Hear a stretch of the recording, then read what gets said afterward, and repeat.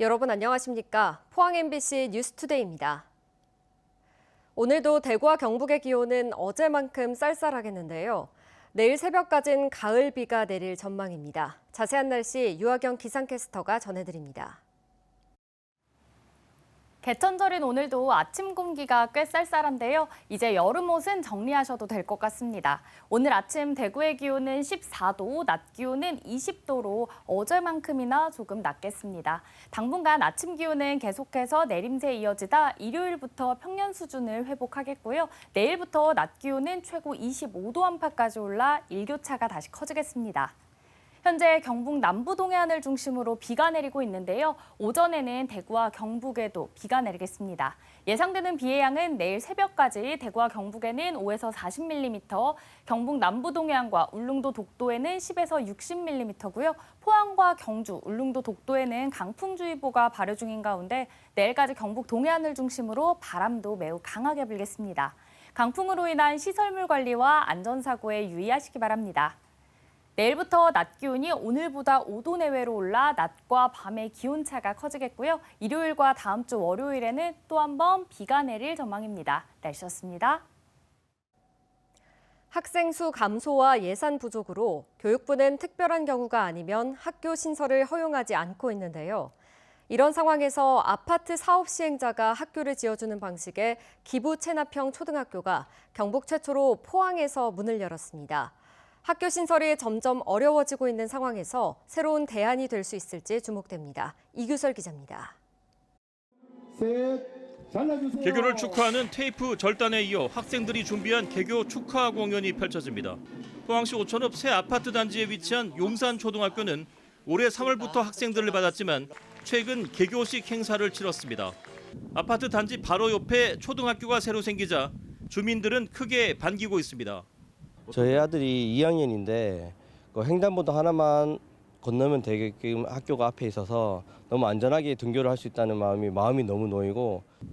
그런데 이 학교가 새로 문을 열기까지는 여러 기관들의 노력이 있었습니다. 모두가 알고 있다시피 최근 학생 수가 많이 줄면서 특별한 경우가 아니면 학교 신설은 쉽지 않습니다. 사정이 이렇다 보니 아파트 사업 시행자는 3년 전 학교 건축 비용 223억 원 전액을 부담하는 조건으로 초등학교 신설을 교육청에 제안했고 경북교육청이 고심 끝에 이 제안을 받아들이면서 경북 최초의 기부 체납형 공립초등학교가 탄생할 수 있었습니다. 사업 시행자가 학교를 지으면서 공사 기간을 크게 단축해 아파트 입주에 앞서 초등학교 개교가 이루어진 점도 눈여겨볼 대목입니다.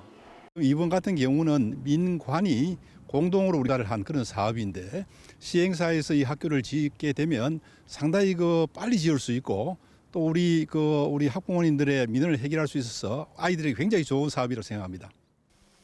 올해 포항시 북구 흥해읍에 신설된 서초등학교도 사업 시행자와 교육청 간 상호 협력을 통해 탄생한 결과물입니다. 물론 사업 시행자가 부담한 학교 건설 비용은 아파트 분양 원가에 반영될 수밖에 없습니다.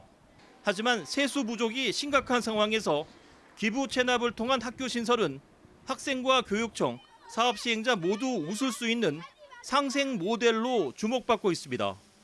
MBC 뉴스 이규설입니다.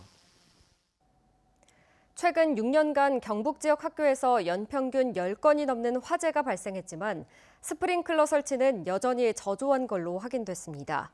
국회 교육위 소속 조국혁신당 강경숙 의원이 소방청으로부터 받은 학교 화재 현황에 따르면 2019년부터 올해 6월까지 경북 65곳 학교에서 화재가 발생했지만 스프링클러가 설치된 학교는 6.3%에 불과한 걸로 집계됐습니다.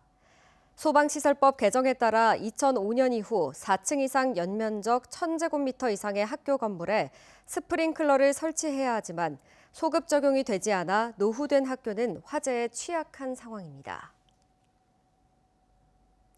소나무 재선충병에 감염된 전국의 소나무 10그루 중 4그루는 경북의 소나무인 걸로 확인됐습니다. 포항 경주의 피해가 극심하고 경북 북부에선 안동의 피해도 두드러지는데요. 산림청과 지자체가 소나무 수종을 참나무 등으로 바꾸는 수종 전환 사업을 진행 중이지만 사유림의 경우 소유주와 협의 단계부터 난관이 적지 않습니다. 이도훈 기자가 보도합니다. 사계절 푸르다는 이유로 절개의 상징이 된 소나무. 하지만 안동 곳곳의 소나무들이 푸른색 대신 황갈색으로 변해버렸습니다.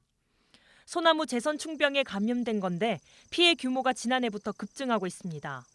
한 해 전국에서 평균 30에서 40만 그루 발생하던 소나무 제선충병 피해 목이 지난해 100만 그루로 급증하더니 올해는 벌써 89만 그루가 감염돼 지난해 감염 수준을 훌쩍 뛰어넘을 것으로 예상됩니다.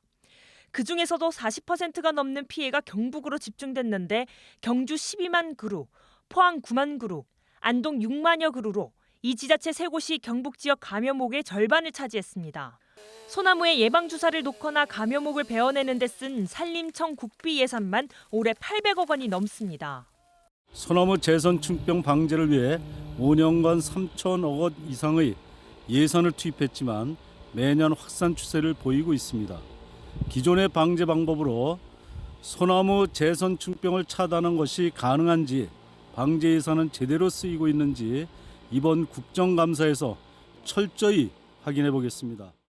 해마다 천문학적인 돈을 쏟아 부어도 방제 효과가 크지 않은 이유는 소나무 제선충병을 옮기는 솔수염 하늘소가 평균 100개 내외의 알을 산란해 피해 속도를 예방 작업이 따라잡기 어렵기 때문입니다. 특히 임도가 없는 사유림은 장비 접근이 어려워 대응 속도가 더 더딜 수밖에 없습니다. 그래서 최근 대응 방식의 전환이 필요하다는 목소리도 나옵니다. 바로 수종을 전환하는 건데 안동을 포함한 전국 15곳에 올 하반기부터 시범 사업을 벌입니다. 제선충병이 집단적으로 발생한 산림에 있는 소나무는 아직 고사가 진행되지 않았더라도 제선충병에 감염되었을 가능성이 매우 높습니다. 따라서 집단 발생지에 분포한 소나무리 전체를 다른 수종으로 바꿔주는 방제가 필요한 상황입니다. 산림 소유주가 고사목 제거에 동의하면 지역 산림조합 등이 소나무를 사 베어내 팔고 산림청이 참나무 등을 조림해주는 방식입니다. 산 소유주 입장에선 소나무 값도 받고 다른 경제목을 국비로 조림할 수 있는 장점이 있습니다. 문제는 고령인 소유주들과 연락이 잘 닿지 않고 국민 정서상 소나무 제거에 부정적인 여론이 적지 않다는 겁니다.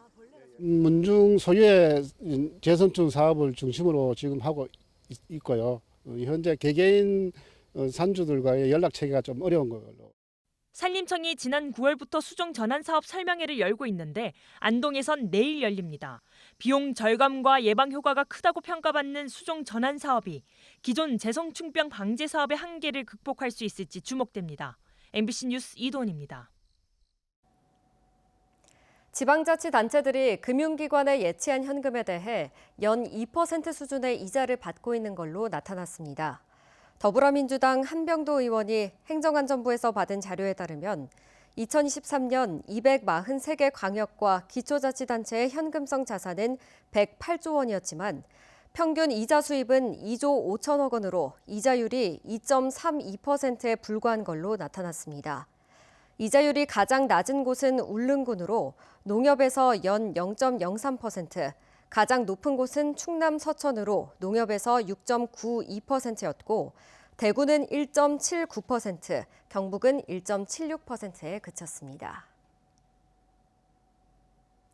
대구와 경북의 소비자 물가 상승률이 2달 연속 1%대를 기록하며 3년 반 만에 최저치를 이어가고 있습니다. 하지만 밥상 물가와 직결되는 채소 등 신선식품 값은 여전히 고공행진을 이어가고 있습니다. 도건엽 기자가 보도합니다. 장보러 나온 시민들이 채소 매대 앞에서 고민에 빠졌습니다. 훌쩍 오른 가격에 선뜻 집어들기가 망설여집니다. 아이고 벽차가 진짜 요만한 거 2개 추석아래는 3만 원까지 갔어요.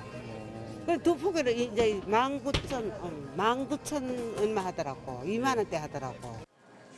금배추, 금시금치란 말이 나올 정도로 채소값이 오르자 대형마트마다 할인 행사를 열고 있습니다.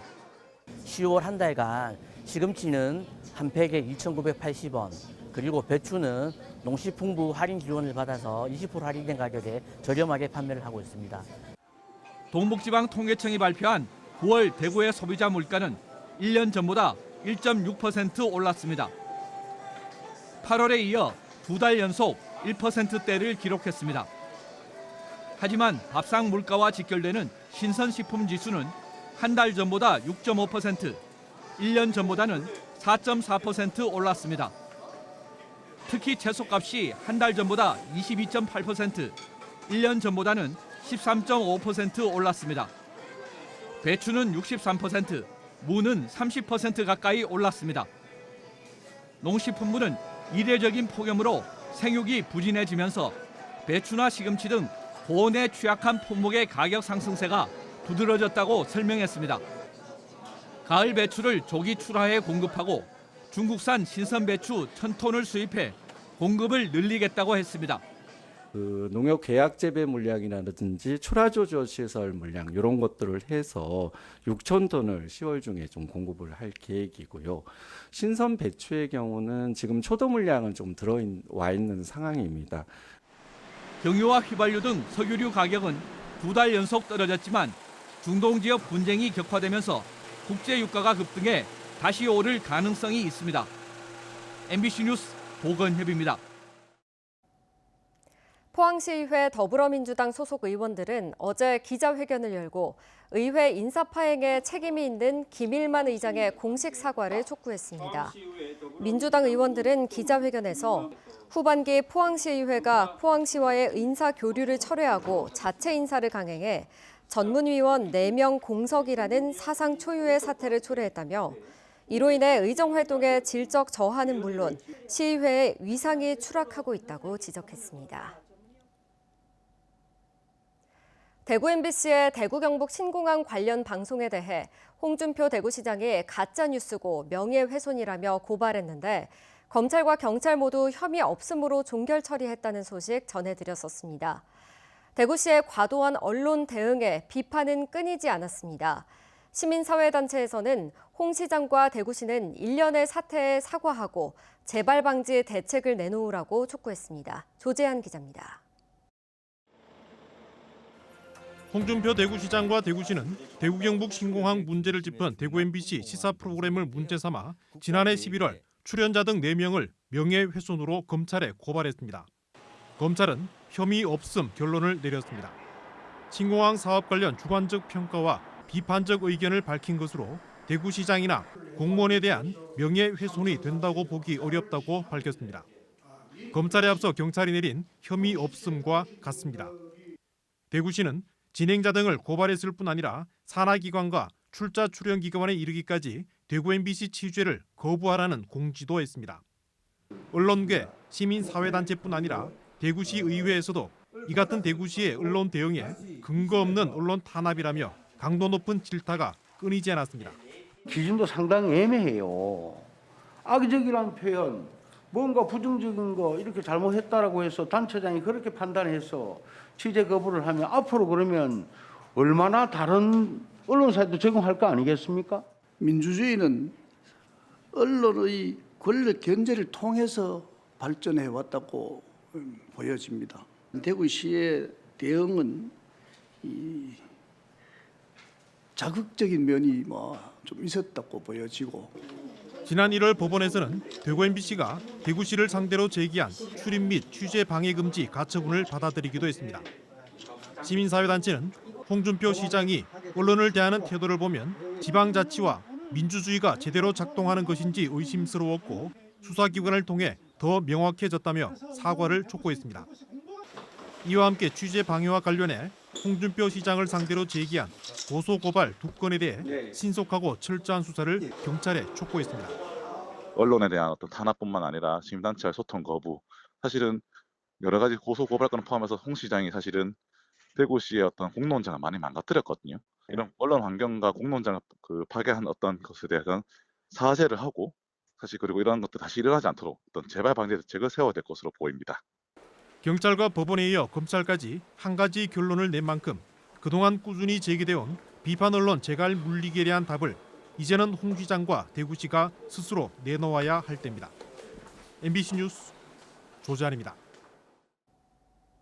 지난해 농작물 가운데 딸기가 가장 높은 소득을 올린 걸로 나타났습니다. 농촌진흥청이 지난해 재배한 117개 작목을 대상으로 농지 1,000제곱미터당 소득을 조사한 결과 수경 딸기가 1,467만 원으로 가장 높았고 가지 1,306만 원, 장미 1,284만 원, 수경토마토 1,215만 원 등의 순이었으며 밀은 13만 원으로 가장 낮았습니다. 전년 대비 소득이 20% 이상 오른 작목은 노지 감귤과 고구마, 사과 등 9개이며 전반적으로 시설 작목이 노지 작목보다 소득이 높았습니다. 경주시가 미국에서 수출 상담회를 열어 현지 식품 제조기업 5곳과 111만 달러 규모의 수출 협약을 체결했습니다. 또 미국 전역의 한국산 농수산물을 판매하는 울타리 USA와 앞으로 5년 동안 500만 달러 규모의 수출 협력 합의 각서도 체결했습니다. 한편 경주시는 2022년 태국, 말레이시아, 지난해 싱가포르에서 해외 수출 상담회를 열었습니다. 영덕군 가족센터는 다문화 가족의 적응을 돕기 위해 다함께 프로그램을 운영합니다. 이에 따라 지난달 28일에는 지역 다문화 가족 8가족 30여 명이 경주로 1박 2일 여행을 떠나 사적지를 둘러보고 전문가의 세미나를 들었습니다. 오는 31일에는 가족 친화 문화를 만들기 위한 무지개 콘서트도 열릴 예정입니다. 영덕군은 지역 명소인 블루로드를 주제로 스테이 영덕 블루로드 축제를 개최합니다. 이번 축제에서는 걷기 애플리케이션인 워크온으로 완주 인증을 받으면 다양한 영덕 특산품을 받을 수 있는 온라인 이벤트가 시행됩니다. 이 밖에도 오는 3일부터 문화유산 야행과 모근 문화제 등 다양한 축제가 함께 열립니다. 전주형 포항시의원은 어제 본회의 5분 자유 발언을 통해 포항 지역 원도심 활성화를 위해 KTX 포항역에서 중간 정류장 없이 시내권으로 바로 이동할 수 있는 교통수단 신설을 건의했습니다. 전 의원은 현재 KTX 포항역에서 중앙동과 죽도동으로 이동하려면 버스로 30분 이상이 걸린다며 역과 원도심을 모노레일이나 수소트램 같은 새로운 교통수단으로 연결해 위축된 시내 상권을 되살려야 한다고 제안했습니다.